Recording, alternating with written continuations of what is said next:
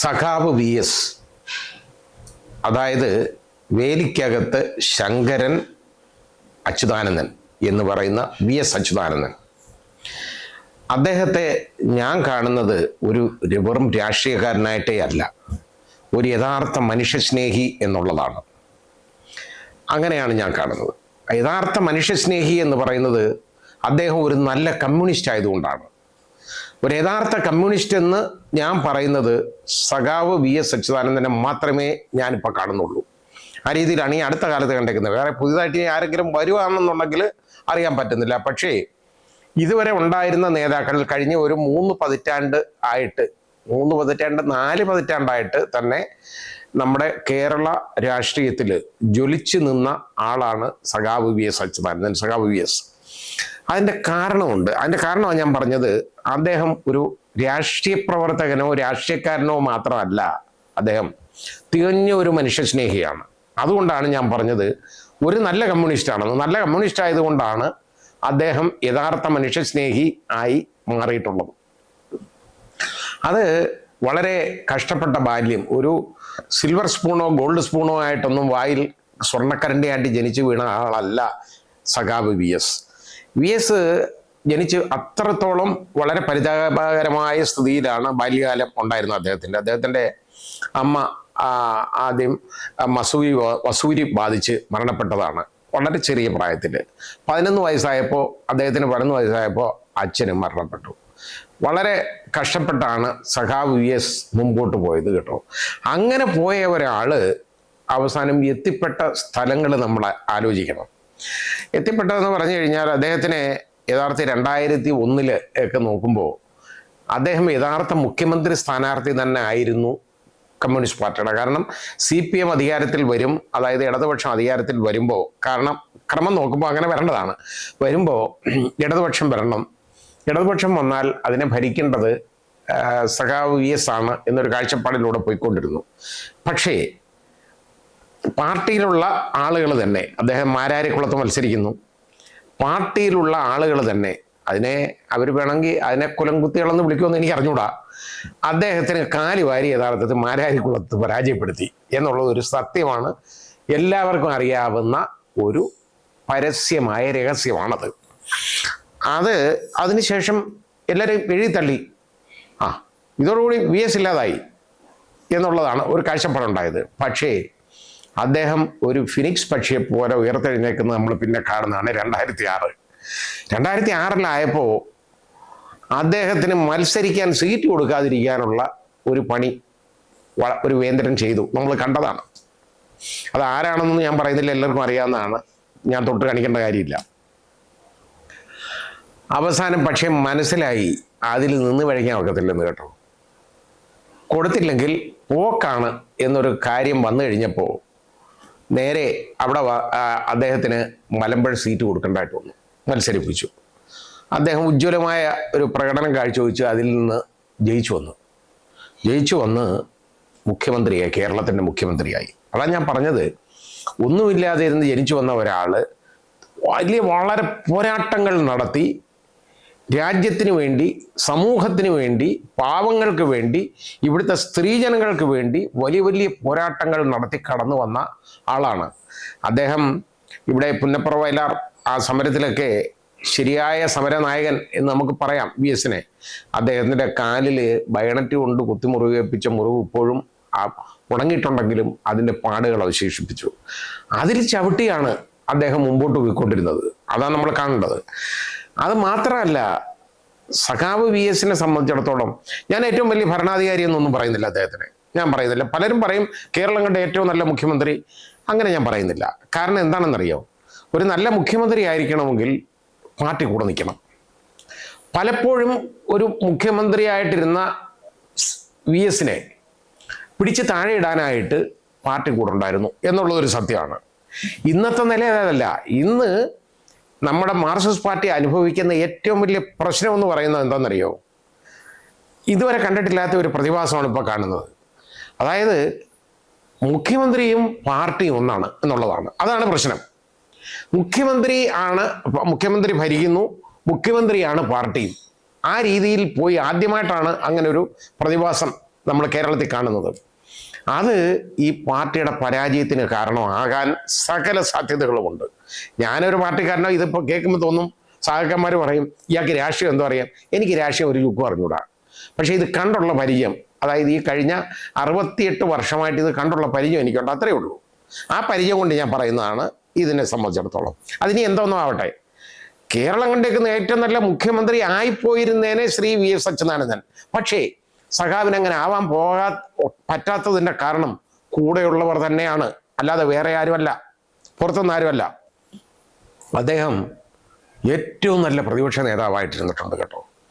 ഏത് പ്രശ്നത്തിലും അദ്ദേഹം ആ പ്രതിപക്ഷത്തു നിന്ന് ആഞ്ഞടിക്കുമായിരുന്നു. ഭരണപക്ഷത്തിൻ്റെ വികലമായ എന്തെങ്കിലും പ്രവർത്തനം കണ്ടാൽ അതിലൊരു കൊടുങ്കാറ്റ് പോലെ ആഞ്ഞടിക്കുമായിരുന്നു VS പ്രതിപക്ഷ സ്ഥാനത്തിരുന്നുണ്ട്. പക്ഷേ അദ്ദേഹത്തിന് ആ രീതിയിൽ പ്രവർത്തിക്കാനുള്ള ഒരു കഴിവ് മുഖ്യമന്ത്രിയായപ്പോൾ കിട്ടിയില്ല. അതിൻ്റെ കാരണം എന്താണെന്ന് ഞാൻ ഈ പറഞ്ഞത് തന്നെയാണ്. പിന്നെ അതൊക്കെ കഴിഞ്ഞപ്പോൾ അദ്ദേഹത്തിൻ്റെ പ്രത്യേകതകൾ നമ്മളൊന്ന് ആലോചിച്ച് നോക്കിക്കോളൂ. അദ്ദേഹത്തിൻ്റെ പ്രത്യേകതകളെന്ന് പറയുന്നത് എന്താണെന്ന് അറിയോ? തൊഴിലാളി സമൂഹങ്ങൾക്ക് വേണ്ടി അങ്ങ് ഇറങ്ങും, എന്തെങ്കിലും പ്രശ്നം ഉണ്ടെങ്കിൽ ഇറങ്ങും. അത് കൂടാതെ സ്ത്രീകൾക്കെതിരെ എന്ത് പ്രശ്നങ്ങൾ ഉണ്ടായാലും, അവർക്കെതിരെ വല്ല പീഡനവും അഴിമതിയും ഒക്കെ ഉണ്ടായാലും ശരി, അദ്ദേഹം അതിന് അവരോടൊപ്പം നിൽക്കും, ഇറങ്ങും എന്നുള്ളതാണ്. അതുപോലെ എവിടെ പീഡിതരുണ്ടോ, മതികെട്ടാമലയിൽ ഒഴിപ്പീരിൻ്റെ പ്രശ്നം വന്നല്ലോ, സഖാവ് VS അവിടെ മതികെട്ടാമലയിൽ പോയി. എവിടെ ആയാലും അദ്ദേഹത്തിൻ്റെ ഒരു പ്രത്യേകത എന്ന് പറയുന്നത് ഈ സ്ഥലത്ത് ചെല്ലുക എന്നുള്ളതാണ്. ഇപ്പോൾ അത് കഴിഞ്ഞ് പൊമ്പിള ഒരുമയ സമരം വന്നു മൂന്നാറിൽ. അവിടെ വന്നപ്പോഴെന്താ, അദ്ദേഹം അവിടെ പോയി. അതാണ് അതിനകത്ത് നമ്മൾ കാണുന്നത്. അങ്ങനെ അദ്ദേഹത്തിൻ്റെ സന്തത സഹചാരിയായിട്ട് നടന്നിരുന്ന MM മണിയായിട്ട് ചെറിയ ഒരകൽച്ച വേണ്ടി വന്നു ഒരു കാലത്ത്. അത് മാത്രമല്ല, മൂന്നാർ കയ്യേറ്റം ഒഴിപ്പിക്കാൻ ആദ്യം അങ്ങ് ഇറങ്ങിയത് ആരാ? സഖാവ് VS ആണ്. ഇറങ്ങി അവിടെ കയ്യേറ്റം നടക്കുന്നു. എക്കണോമിക്കലി ഫ്രജൈലായിട്ടുള്ള ഒരു ഏരിയ, തോന്നിവാസം പോലുള്ള കൺസ്ട്രക്ഷൻസ് ഒരുപാട് നടക്കുന്നു. ഒരുപാട് ഉരുൾപൊട്ടലുകളും അപകടങ്ങളും ഉണ്ടാവും, ആൾനാശം ഉണ്ടാകും, ആ സ്ഥലം മുഴുവൻ നശിച്ചു പോവും. അത് കണ്ട് മനംതൊന്നാണ് അദ്ദേഹം അതിനങ്ങോട്ട് ഇറങ്ങിയിട്ട് അവസാനം CPIയുടെ കെട്ടം ഒഴിപ്പിക്കുന്ന ഒരു പ്രശ്നം വന്നപ്പോഴാണ് ഈ പ്രശ്നം വന്നത്. ആ പാലം ഇടിച്ച് തകർത്തു, അതിലേക്ക് ഉള്ള റോഡിൽ നിന്ന് കെട്ടിയ പാലം. എന്നാൽ അത് കയ്യേറ്റ ഭൂമിയിലാണ് എന്നുള്ളതാണ്. പക്ഷേ CPIക്ക് ചെയ്യാമല്ലോ, അല്ലെ CPMന് ചെയ്യാം, അല്ലെ ഏത് രാഷ്ട്രീയ പാർട്ടികൾക്കെല്ലാം ചെയ്യാം, എന്തൊക്കെ ചെയ്യാൻ കേട്ടോ, എന്ത് തോന്നിയാസം ചെയ്യാം. അതാണ് നമ്മുടെ നാട്ടിലെ സ്ഥിതി. അവർക്ക് എവിടെ വേണമെങ്കിലും കൊണ്ട് കൊടിയാട്ടാം, ഇതൊക്കെ ചെയ്യാം, ഒരു പ്രശ്നമില്ല. ഈ കരുതൽ ഈ പ്രവർത്തനം ആയിരുന്നില്ല സഖാവ് VSൻ്റെത്. പിന്നെ അത് വേറൊന്ന് ഞാൻ കണ്ടത്, എനിക്ക് നേരിട്ട് അറിയാവുന്ന ഒരു കാര്യം, ഇവിടെ ഒരു കന്യാസ്ത്രീ പീഡിപ്പിക്കപ്പെട്ട ഒരു സംഭവം ഉണ്ടല്ലോ നമ്മുടെ നാട്ടിൽ. ഒരുപാട് വലിയ കൊള്ളൊക്കെ ഉണ്ടാക്കിയതാണ്. ഒരു പുരോഹിതനെതിരെ ആണ് ആ ആരോപണം വന്നത്.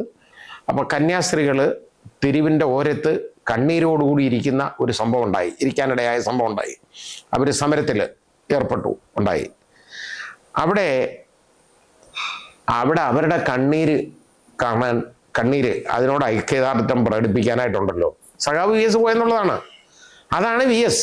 ഇത് കാരണം എവിടെ ഒരു പ്രശ്നം ഉണ്ടായാലും ഈ രീതിയിൽ, പ്രത്യേകിച്ച് സ്ത്രീകൾക്കെതിരെ ഉള്ള ഇതുപോലുള്ള ഏർപ്പാട് എന്തുണ്ടായാലും, പീഡന ശ്രമങ്ങളുണ്ടായാലും അദ്ദേഹം അതിനെതിരെ ശക്തിയുക്തം പ്രതികരിക്കും. പണ്ട് ഐസ്ക്രീം പാർലർ കേസ് നമ്മൾ കണ്ടാണ്. അദ്ദേഹത്തിൻ്റെ വാചകങ്ങൾ ഇപ്പോഴും നമുക്ക് ഓർക്കാം.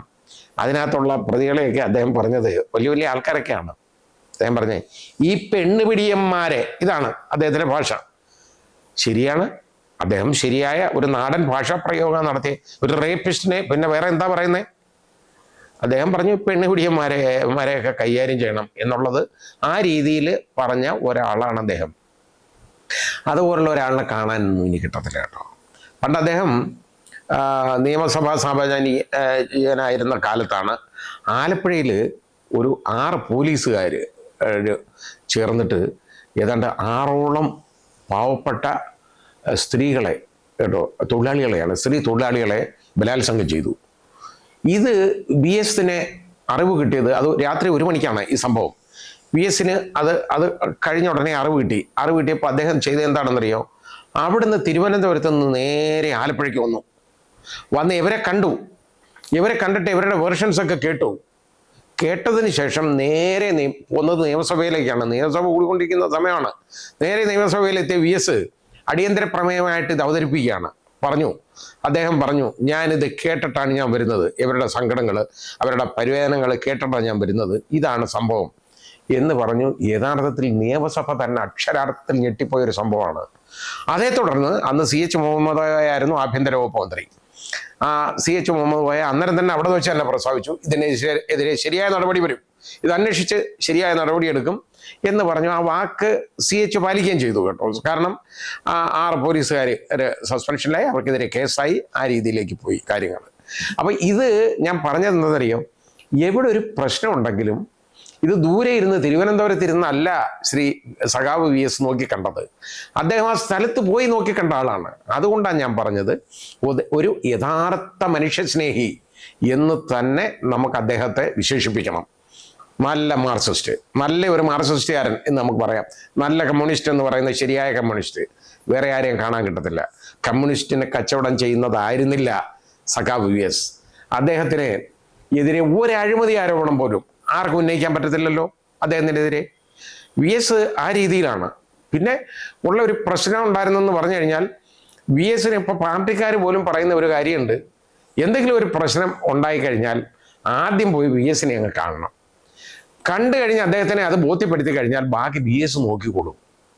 അങ്ങനൊരു ധൈര്യം പാർട്ടിയുടെ അണികൾക്കുണ്ടായിരുന്നു എന്നുള്ളതാണ്, ചെറിയ ചെറിയ നേതാക്കൾക്കുണ്ടായിരുന്നു എന്നുള്ളതാണ്. കാരണം എന്ത് പ്രശ്നം വന്നാലും നോക്കാൻ VS ഉണ്ടല്ലോ എന്ന് അവർക്ക് ഒരു ആത്മധൈര്യം ഉണ്ടായിരുന്നു. അത് ഇനി നഷ്ടപ്പെടാനേ ഒക്കുള്ളൂ. കാരണം അതുപോലൊരു നേതാവ് ഇനി ഇല്ല, ഉണ്ടാകും എന്ന് വിശ്വസിക്കാനും പറ്റുന്നില്ല. EMSനെ പോലും ക്രിട്ടിസൈസ് ചെയ്തിട്ടുള്ള ആളാണ് കേട്ടോ VS.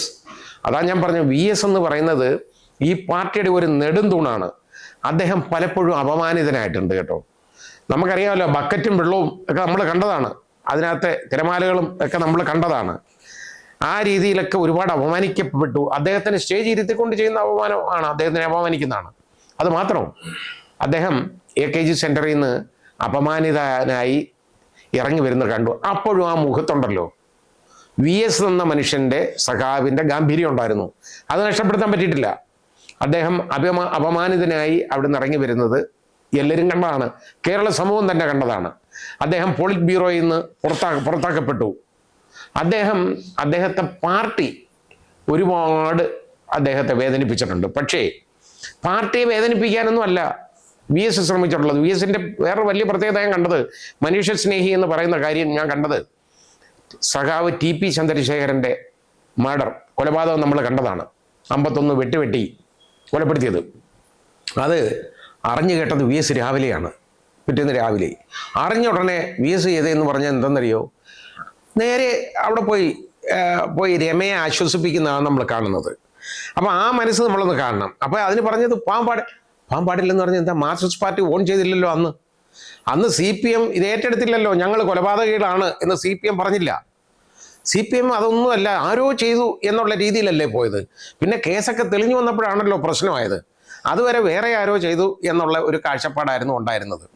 അപ്പോൾ VS ഇറങ്ങി, ആർക്കും ഒന്നും പറയാൻ ഒക്കത്തില്ല. VS അപ്പോഴും ചെന്നു.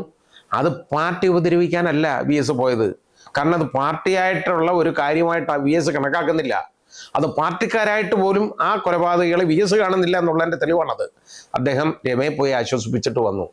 അതാണ് യഥാർത്ഥ മനുഷ്യസ്നേഹിയുടെ മുഖം നമുക്ക് VSൽ കാണാം എന്ന് ഞാൻ പറയാൻ കാരണം. അങ്ങനെ ഒരാൾ ഇനി ഉണ്ടാകും എന്ന് നമുക്ക് പ്രതീക്ഷിക്കാൻ പറ്റുന്നില്ല. VSന് പകരം VS മാത്രമേ ഉള്ളൂ, വേറെ ആരുമില്ല.